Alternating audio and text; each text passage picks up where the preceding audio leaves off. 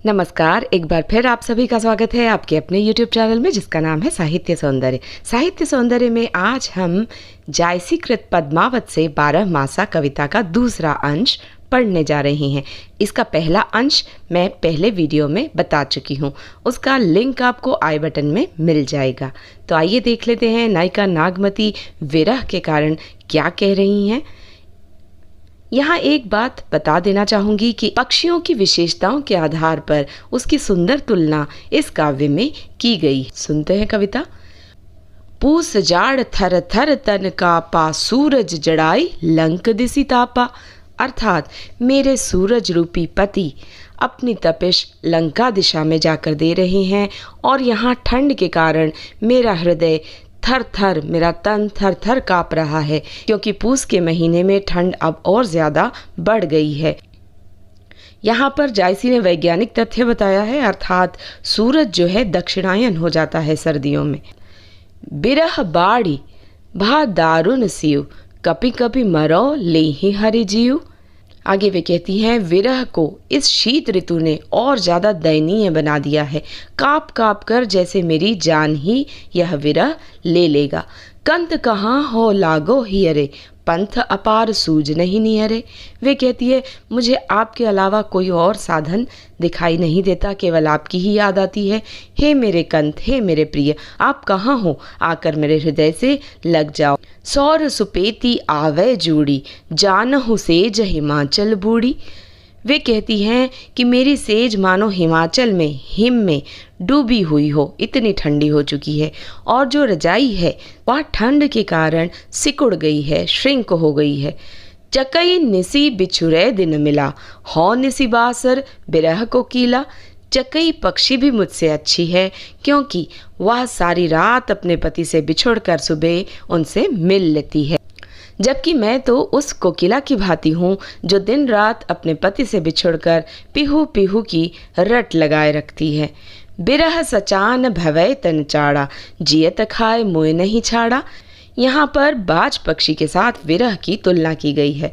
बाज पक्षी की विशेषता होती है कि वह मरा हुआ पड़ा हुआ मांस नहीं खाता, ताज़ा शिकार करके खाता है। तो वे कहती हैं, विरह रूपी बाज ने जीते जी मेरा मांस नोच कर खाया है और मेरे मरने की भी उसने प्रतीक्षा नहीं की। रकट ढरा मासू गरा, हाड़ भय सब संख, धनी सारस होई ररी मुई, आई समेट हूँ पंख। विरह रूपी बाज ने मुझे खाकर खोखला कर दिया है। मेरी हड्डियाँ इतनी खोखली हो गई हैं कि शंख की तरह बजने लगी है। रकत अर्थात मेरे अंदर खून भी कम हो गया है, मेरा शरीर भी कमज़ोर और दुबला हो गया है। सारस पक्षी की विशेषता होती है यह जोड़े में रहता है। यदि इसका जोड़ा बिछुड़ जाए तो दूसरा जो पक्षी है वह उसके विरह में खाना पीना त्याग कर मृत्यु को प्राप्त होता है। तो यहाँ पर अपनी तुलना सारस पक्षी के साथ करती हुई नायिका कहती है कि जब तक आप आओगे मैं सारस पक्षी की तरह विरह में अपने प्राण त्याग चुकी होंगी। हे नाथ, आकर मेरे पंख आप समेट लेना। लागे माह परै अब पाला, बिरह काल भयों जड़काला। अब माघ का महीना शुरू हो चुका है और पाले की ठंड पड़ रही है, अर्थात कड़कती ठंड पड़ रही है, और विरह काल और भी ज़्यादा जड़ हो चुका है। पहल पहल तन रुइजो झापे, हहली अधिको ही कापे। जब शुरू की ठंड होती है तो रुई अर्थात रुई से बनी हुई रजाई ठंड को ढक लेती है, किंतु जैसे जैसे रात बढ़ती जाती है ठंड बढ़ती जाती है और हृदय और ठंड के मारे कांपने लगता है। आई सूर होई तपुरे नाहा, तेही बिनु जाड़ न छूटे माहा। वे आगे कहती है, हे मेरे पति, सूरज बनकर मुझे अपनी तपिश दो, क्योंकि आपके बिना मेरी यह सर्दी दूर होने वाली नहीं है। एही मास उपजय रस मूलू, तू सो भवर मोर जोबन फूलू। वे कहती हैं, इसी महीने में मन में प्रेम रूपी रस की उत्पत्ति होती है और तुम मेरे भंवरे हो, मेरा यौवन तुम्हारे लिए फूल की भांति है। नैन चुवही जैसे माहुट नीरू, मेरे नैन दिन रात बादलों की तरह बरस रहे हैं और प्रत्येक वस्त्र ऐसा लगता है मानो वह गीला हो, ठंड के कारण बिल्कुल ठंडा। टूट ही बूंद पर ही जस ओला, बिरह पवन होई मारे झोला। आपको पता है ठंड में ओले पड़ते हैं, बारिश हो जाती है, तो इस तरह की ऋतु का यहाँ वर्णन है। विरह रूपी हवा का झोंका इस ठंड को और ज्यादा बढ़ावा दे रहा है। केहिक सिंगार को पहिर पटोरा, गिया नहीं हार रही होई डोरा। आगे वे कहती है कैसा श्रृंगार, कैसे कपड़े मैं पहनूं, क्योंकि जब तक आपकी बाहों का हार मेरे गले में नहीं है तब तक मुझ पर कोई श्रृंगार, कोई कपड़े सुंदर नहीं लगते। तुम बिनु कंता धनी हरुई, तन तिनुवर भाडोल, तेहीं पर बिरह जराई के, चहे उड़ावा झूल।